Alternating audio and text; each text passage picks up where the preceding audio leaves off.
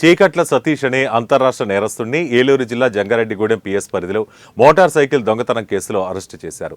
తూర్పుగోదావరి జిల్లా గోపాలపురం పిఎస్ పరిధిలోని సాగిపాడు గ్రామంలో జరిగిన ఇంటి రాబరీ కేసులో సుమారు 25 లక్షలు విలువ చేసే బంగారం, వెండి వస్తువులు, నగదుతో పాటు మోటారు సైకిల్ను స్వాధీనపరుచుకుని కోర్టులో హాజరుపరుస్తున్నామని జిల్లా ఎస్పీ ప్రతాప్ శివకిషోర్ తెలిపారు. గతంలో అనేక నేరాలు చేసి పలు కేసుల్లో ముద్దాయిగా ఉన్న చీకట్ల సతీష్ పలుమార్లు జైలుకు వెళ్లి వచ్చినట్లు ఎస్పీ ప్రతాప్ శివకిషోర్ తెలిపారు.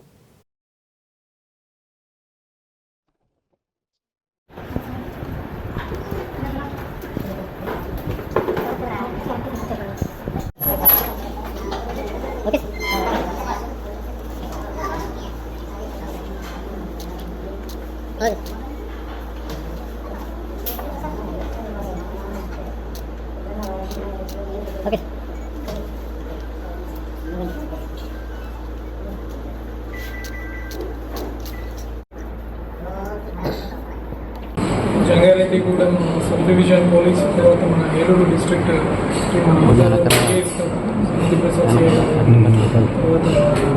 సుభాష్ అందరూ చాలా చక్కగా కోఆర్డినేటెడ్ ఎఫర్ట్ చూసుకొని చీకట్ల సతీష్ అని పేరు మూసిన ముద్దాయి ఉన్నాడు. అతన్ని అరెస్ట్ చేయడం జరిగింది. ఒక మోటార్ సైకిల్ దొంగతనం చేయబడిన ఒక మోటార్ సైకిల్ కూడా అతని దగ్గర రికవర్ చేయడం జరిగింది. దాంతోపాటు ఇతను రీసెంట్గా ఇతని పట్టుకొని ఇంట్రాగేషన్ చేసినప్పుడు గోపాలపురం అని ఈ మధ్య ఇంటిలో ఒక రాబరీ కేసు కూడా నమోదైంది ఈస్ట్ గోదావరి జిల్లాలో. దాంట్లో ఇతను ఒక 381 గ్రాముల బంగారు, తర్వాత వెండి వస్తువులు కూడా ఒక 4 కిలో, ఆల్మోస్ట్ ఒక 4 కిలోలు 150 గ్రాములు, ఒక 2,46,000 చిల్లర డబ్బు కూడా ఇతని దగ్గర నుంచి పట్టుకోవడం జరిగింది. ఈ వ్యక్తి మీద ఒక డీసీ షీట్ ఉంది తడికలపూడి పోలీస్ స్టేషన్ లిమిట్స్లో.